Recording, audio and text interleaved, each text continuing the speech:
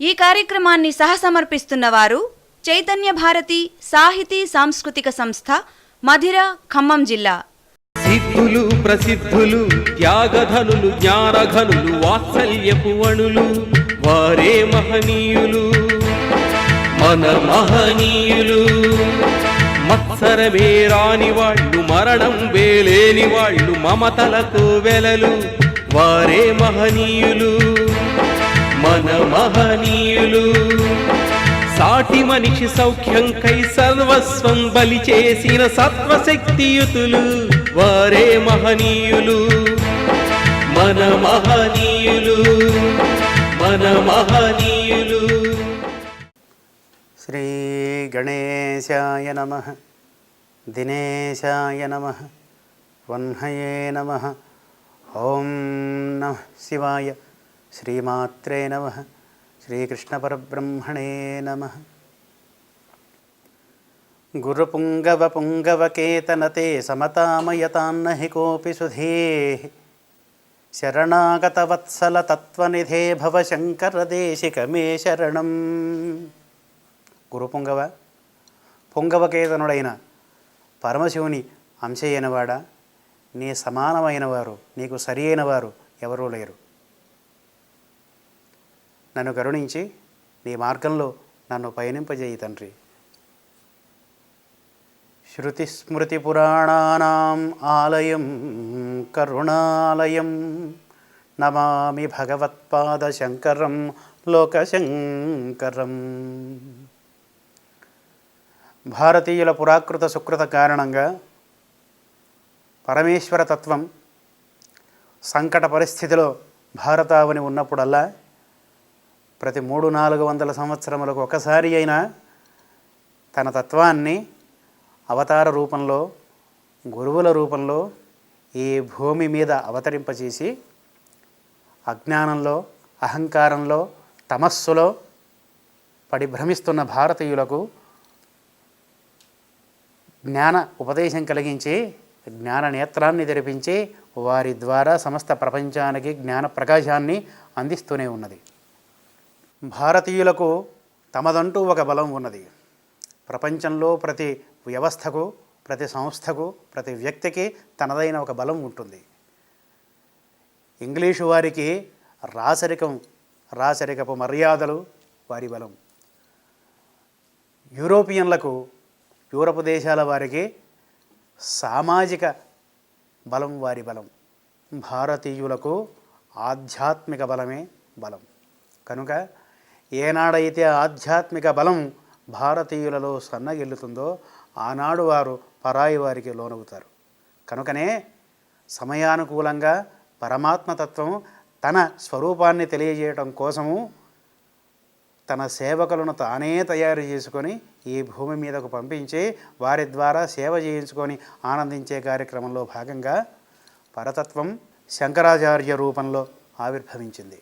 ఒక విచిత్రం ఏమిటి అంటే, ఉపాసకులలో గొప్పవారు, భక్తులలో గొప్పవారు, జగద్గురువులు, త్రివిధ మతాధిపతులు, అద్వైత, విశిష్టాద్వైత, ద్వైత సిద్ధాంత ప్రవక్తకులు దక్షిణ భారతంలో జన్మిస్తే వీరందరి మన్ననలు, ప్రార్థనలు, పూజలు, సేవలు అందుకున్న పరమాత్మ స్వయంగా తాను మాత్రం ఉత్తర భారతంలో ఆవిర్భవించాడు, శ్రీకృష్ణుడిగా, శ్రీరాముడిగా.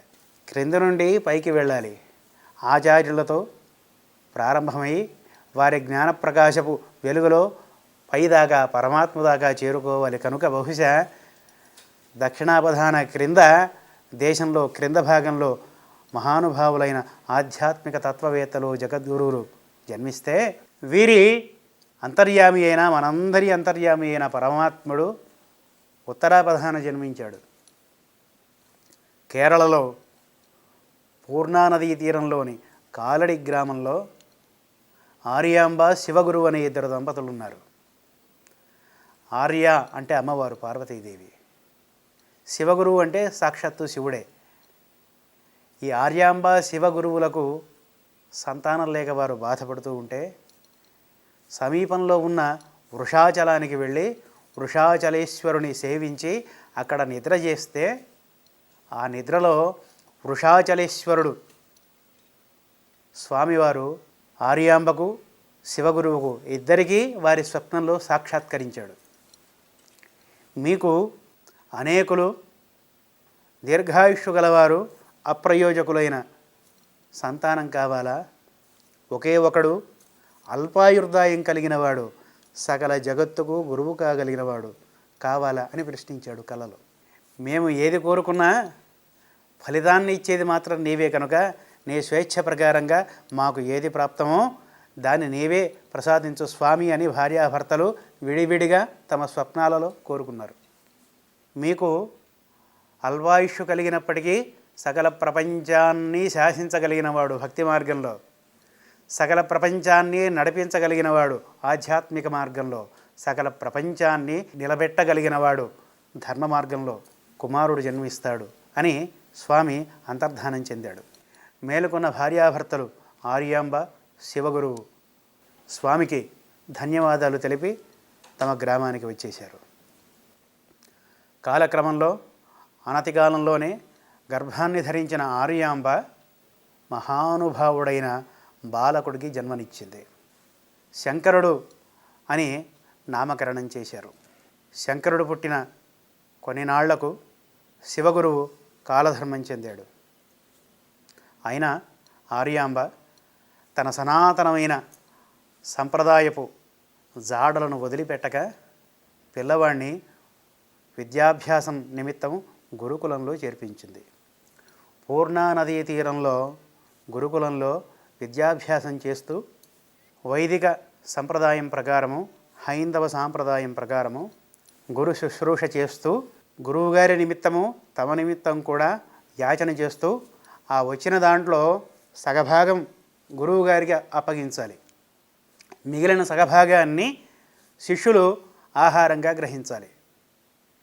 సగముతో గురువు పత్ని అతిథి అభ్యాగతులు ఆశ్రమానికి వచ్చేవారి రాకపోకలు ఆ అతిథి సత్కారాలు నిర్వహింపబడితే మిగిలిన సగంతో శిష్య బృందము ఉదరపోషణ చేసుకుంటూ గురువుకు గురు పత్నికి సేవ చేస్తూ ఆచార్యుడు తాను ఆచరించి వారి వద్ద ఉండి తను చేస్తూ చూపిస్తూ నడిపిస్తూ ఉంటే విద్యాబుద్ధులను పిల్లవాళ్ళు నేర్చుకునేవాళ్ళు.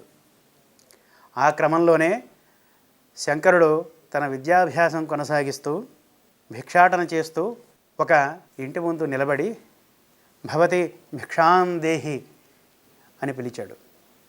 లో నుండి జవాబు రాలేదు. మరలా భవతి భిక్షాం దేహి అని పిలిచాడు. మూడవసారి కూడా భవతి భిక్షాం దేహి అని పిలిస్తే ఇంటి తలుపు తెరుచుకొని నెమ్మదిగా ఆ ఇంటి ముత్తైదువ బయటకు వచ్చింది. మనమహనీయులు కార్యక్రమంలో ఆదిశంకరుల వారి చరిత్రను తెలుసుకునే మార్గంలో అనర్ఘములైన ఆదిశంకరుల వారి స్తోత్ర రత్నాలను కొన్నింటిని విశదంగా సంపూర్ణంగా, కొన్నింటిని లీలామాత్రంగా మనం రుచి చూడటం కోసం మాత్రమే తెలుసుకుంటూ శంకర విజయాన్ని సంపూర్ణంగా మనం తెలుసుకుందాం. మనమహనీయులు కార్యక్రమ ప్రాథమిక ఉద్దేశము క్రితంసారి మనం చెప్పుకున్నట్లుగా భక్తి జ్ఞాన వైరాగ్య మార్గాలకు ప్రతీకలైన ఆదిశంకరుల వారు, వేదవ్యాసుల వారు, స్వామి వివేకానంద బోధనలను మరలా ఒకసారి మన మనఃఫలకం మీద ప్రత్యక్షం చేసుకొని ఒకసారి మన వెన్ను మనమే సరుచుకొని మరలా నూతనోత్తేజాన్ని సంపాదించుకొని బ్రతుకు మార్గంలో ముందుకు నడవటం కోసము రేపటి రాబోయే రోజు భావితరాల వారికి భారతదేశానికి రసమయంగా, సుభిక్షంగా, ధైర్యంగా, స్థైర్యంగా, ఆరోగ్యవంతంగా ఉండటం కోసం చేసే ఈ ప్రయత్నంలో భాగంగా శంకరాచార్యుల వారి చరిత్రను ప్రస్తుతం మనం తెలుసుకుంటున్నాం. ఆదిశంకరుడు భవతి భిక్షాందేహి అని అర్థిస్తే ఆలస్యంగా ఇంటిలో నుండి ఆ గృహిణి బయటకు వచ్చింది. దారిద్ర్యంతో అలమటిస్తున్న కుటుంబం అది. ఇంటిలో వారికి భిక్ష వేయటానికి ఏమీ లేదు. పెరడులో ఒక ఉసిరిక చెట్టు ఉంటే దానికి కూడా ఒకే ఒక కాయ ఉన్నది. ఆ ఉన్న ఒక కాయను తీసుకువచ్చి ఆదిశంకరులకు భిక్ష వేసింది. ఇంతటినీ గమనిస్తున్న 5 ఏండ్ల బాలకుడు ఆదిశంకరుడు ఆదిశంకరుల వారు సాక్షాత్తు శంకరాచార్యులు, శంకరుని అవతారం కనుక 1వ సంవత్సరం వయసు నిండగానే నడవటం పలకటం నేర్చుకున్నాడు. 2వ సంవత్సరంలో వారి మాతృభాషలో ఉన్న సమస్త ఆధ్యాత్మిక గ్రంథాలను ఆకళింపు చేసుకున్నాడు. 3వ సంవత్సరంలో సంస్కృత గ్రంథాలను అభ్యసించాడు. 3వ సంవత్సరం నిండిన తరువాత విద్యాభ్యాసానికి పంపిస్తే 5వ సంవత్సరంలో భిక్షాటనకు బయలుదేరిన స్వామివారి నోట నుండి ఆశువుగా వారు వెలువరించిన స్తోత్రాలలో ప్రథమ స్తోత్రంగా మనం భావిస్తూ ఉన్న కనకధార స్తవం ఆశి రూపకంగా, ప్రార్థనా రూపకంగా ఈ నేల మీద తొలి స్తోత్ర గంగారస ప్రవాహంగా, వారి స్తోత్రరస గంగా ప్రవాహంగా వెలువడింది.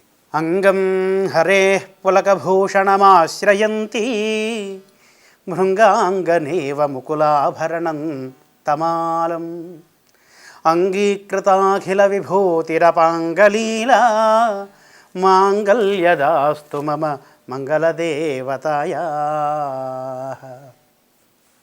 అంగం హరే పులకభూషణమాశ్రయంతి భృంగాంగనేవ ముకులాభరణం తమాలం అంగీకృతాఖిల విభూతిరపాంగలీలా మాంగళ్యదాస్తు మమ మంగళదేవతాయా.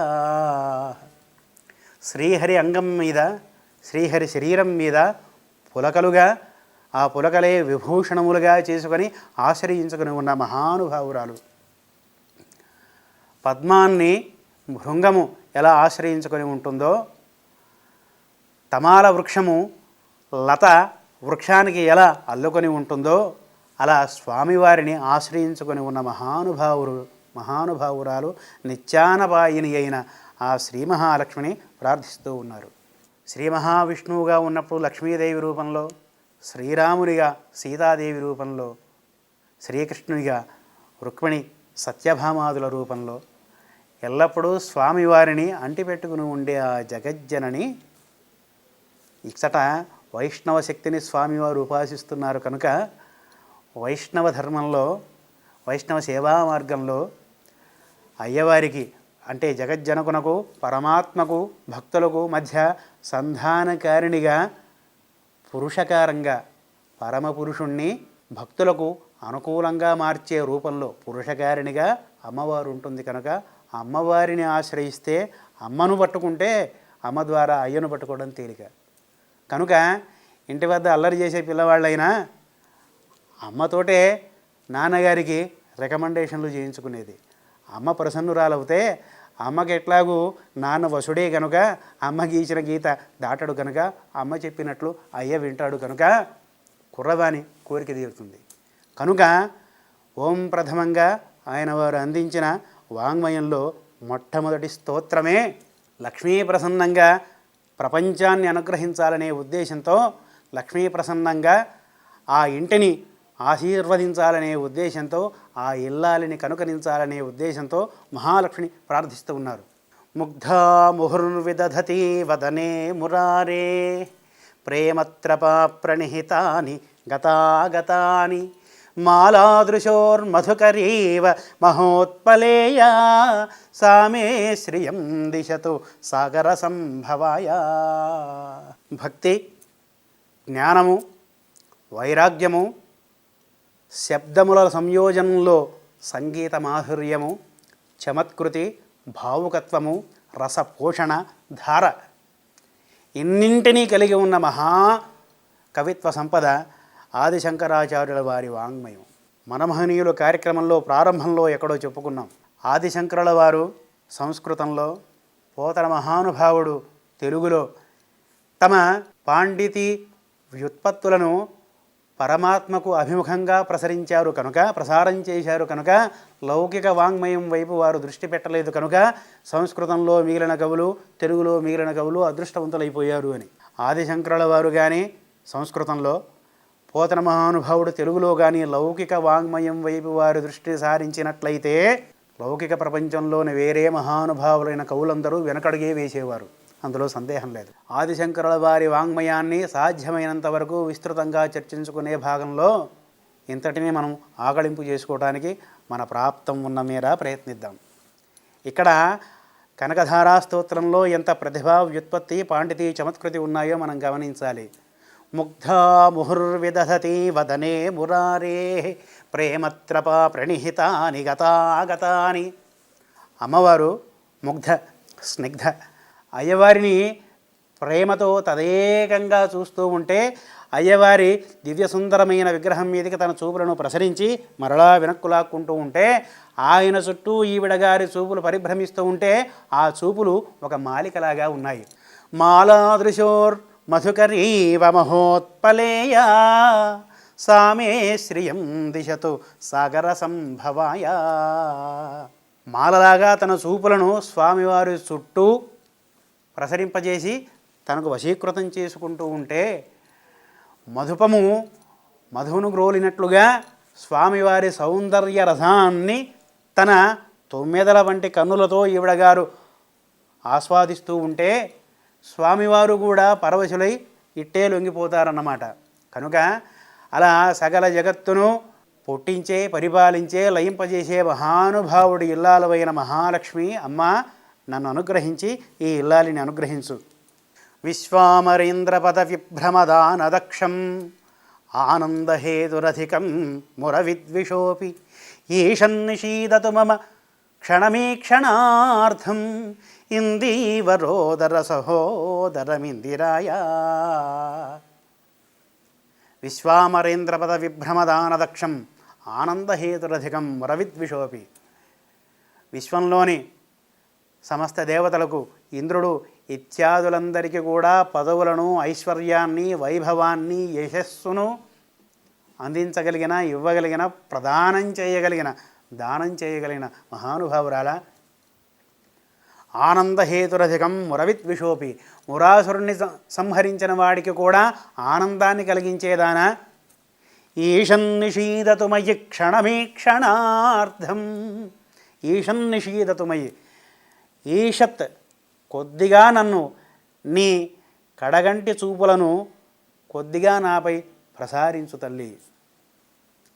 ఈ కడగంటి చూపులు నేత్రములను విస్తారం చేసుకునే చూపులు, దీర్ఘంగా చూసే చూపులు, ఎన్ని రకాల చూపులు ఉంటాయి అంటే ఇన్ని రకాల చూపులు ఉంటాయి అని సౌందర్యలహరి స్తోత్రంలో ముందు ముందు మనం తెలుసుకుంటాం. అమ్మవారి చూపు ఎన్ని రకాలుగా ఉంటుంది, ఎన్ని రకాలుగా సాధకులను, తన భర్తను, తన ఉపాసకులను, తన శత్రువులను, సకల ప్రపంచాన్ని ఏ రకంగా అనుగ్రహిస్తుందో ముందు ముందు తెలుసుకుంటాం. కనుక ఈషన్నిషీదతుమయి క్షణమీక్షణార్థం ఇందీవరోదర సహోదరం ఇందిరాయ. చంద్రునికి తోబుట్టువైన అమ్మ జగజ్జనని, చల్లదనానికి పేరైన చంద్రునికి తోబుట్టువైన దాన, ఆహ్లాదపరిచే చంద్రునికి తోబుట్టువైన తల్లి ఈషన్నిషీదతుమయి క్షణమీక్షణార్థం. ఈషత్ ఏ కొద్దిగానైనా నన్ను చూసి నా వంక చూచి నన్ను కనకరించమ్మా. ఆమీలితాక్షమధిగమ్య ముదా ముకుందం ఆనందకందమనిమేషమనంగతంత్రం ఆకేకరస్థిత కనీనిక పక్ష్మనేత్రం భూత్యై భవేన్మమ భుజంగశయాంగనాయ. అరవిరిసిన పద్మము వలె సంతోషాతిరేకంతో కొద్దిగా విచ్చుకున్న కన్నులతో, అంటే స్వామివారితో కలిసిన ఆనందం చేత కలిగిన మత్తు కారణంగా అర్ధనిమీలిత నేత్రములుగా ఉన్న నీ నేత్రాన్ని కొద్దిగా తెరిచి నీ సాధకుల వైపు, నీ భక్తుల వైపు, నీ మార్గంలో నడిచే వాళ్ళ వైపు నీవు ప్రసరించినట్లయితే అమ్మ మా దారిద్ర్యం తొలగిపోతుంది. భూత్యై భవేన్మమ భుజంగశయాంగనాయ. బాహ్వంతరే మధుజితశ్రితకౌస్తుభేయ హారావళీవ హరినీలమయీ విభాతి కామప్రదా భగవతోపి కటాక్షమాలా కళ్యాణమావహతు మే కమలాలయాయ. బాహ్వంతరే మధుజితశ్రితకౌస్తుభేయ హారావళీవ హరినీలమయీ విభాతి. మధుదానవుణ్ణి చంపిన వాడి వక్షస్థలం మీద, ఆయనను కలుసుకున్న ఆనందంతో ఆ విశాలమైన వక్షస్థలం మీద, సకల జగత్తును నిరోధించగలిగిన వక్షస్థలం మీద, సకల జగత్తును నియమించగలిగిన వక్షస్థలం మీద, సకల జగత్తును కరుణించాలనే అపారమైన దయాసముద్రాన్ని నిండిన విశాలమైన వక్షస్థలం మీద, ఆ నీల నీల దేహం మీద నిద్రిస్తూ ఉంటే బాహ్వంతరే మధుజితశ్రితకౌస్తుభేయ హారావళీవ హరినీలమయీ విభాతి. ఆ నీలమేఘఛాయ కలిగి ఉన్న దేహం మీద తటుల్లేఖ వంటి దివ్యమైన విద్యుత్తు వంటి సౌందర్యాన్ని కలిగిన ఈ అమ్మవారు విశ్రమిస్తూ ఉంటే ఒక ఆభరణంగా భాసిస్తూ ఉన్నది. కామప్రదా భగవతోపి కటాక్షమాలా కళ్యాణమావహతు మే కమలాలయాయ. సకల జగత్తుకు కామాన్ని అంటే కోరికలను తీర్చగలిగిన వాడికి, కోరికలను ఇవ్వగలిగిన వాడికి కూడా ఆయన కోరికను కూడా తీర్చగలిగిన తల్లి కామప్రద భగవతో అవి కటాక్షమాల. అలాంటి తల్లి కళ్యాణమావహతు మే కమలాలయాయ. ప్రాప్తం పదం ప్రథమతః ఖలు యత్ప్రభావాత్ మాంగళ్యభాజి మధుమాథిని మన్మథేన మయ్యాపదేత్తదిహ మంధరమేక్షణార్థం మందాలసంచ మకరాలయ కన్యకాయ. ఎవరి దయాసారం వల్ల ప్రథమ స్థానాలు లభిస్తాయో, ఎవరి దయాసారం వల్ల, ఎవరి దయాకరితమైన దృక్కుల చేత ఉత్తీర్ణులవుతారో, ఇహలోకపు పరీక్షలలో పరలోకపు పరీక్షలలో కూడా ఆ చూపును నా వైపు ప్రసరింపజేసి నీ పరీక్షలో నన్ను ఉత్తీర్ణుని చేయి తల్లి. దద్యాద్దయానుపవనో ద్రవిణాంబుధారాం అస్మిన్న కించన విహంగ శిశౌ విషణ్ణే దుష్కర్మఘర్మమపనీయ చిరాయ దూరం నారాయణ ప్రణయిని నయనాంబువాహ. దద్యాద్దయానుపవనో ద్రవిణాంబుధారాం అస్మిన్న కించన విహంగ శిశౌ విషణ్ణే దుష్కర్మఘర్మమపనీయ చిరాయ దూరం నారాయణ ప్రణయిని నయనాంబువాహ. అమ్మా, దుష్కర్మలు అనే తాపానికి గురవుతూ దాహంతో అలమటించిపోతున్న నన్ను నీ దయాకలితమైన దృక్కుల చేత, నీ కరుణయనే వర్షం చేత నా దాహాన్ని ఉపశమింపజేసి నన్ను కరుణించు తల్లి. ఇంతటి ప్రార్థన ఏ శారీరకమైన, ఏ స్వార్థమైన సౌఖ్యాన్ని అనుభవించాలనే కోరికలు కూడా కలగని అతి పిన్న వయసులో 5 ఏళ్ల ప్రాయంలో అలనాడు పంచవర్ష ప్రాయుడైన ప్రహ్లాదుడు సకల జగన్నాథుడైన శ్రీమన్నారాయణమూర్తిని ఉపాసించి సేవించినట్లుగా ఇక్కడ భక్తి మార్గాన్ని ఉపదేశించిన వారిలో వరిష్ఠుడైన ఆదిశంకరుల వారు తనకు భిక్ష వేయటానికి కూడా అశక్తురాలైన పేద ఇల్లాలు తన ఇంటి పెరటిలో ఉన్న ఒకానొక ఉసిరి పండును తనకు దానం చేస్తే ఆవిడ పరిస్థితికి ద్రవించిన హృదయంతో ఆవిడ కోసం గానం చేసిన ఈ కనకధారా స్తోత్రంలో మిగిలిన భాగాన్ని వచ్చేవారం తెలుసుకుందాం. స్వస్తి. ఈ కార్యక్రమాన్ని సమర్పించిన వారు చైతన్య భారతి సాహితీ సాంస్కృతిక సంస్థ, మధిర, ఖమ్మం జిల్లా.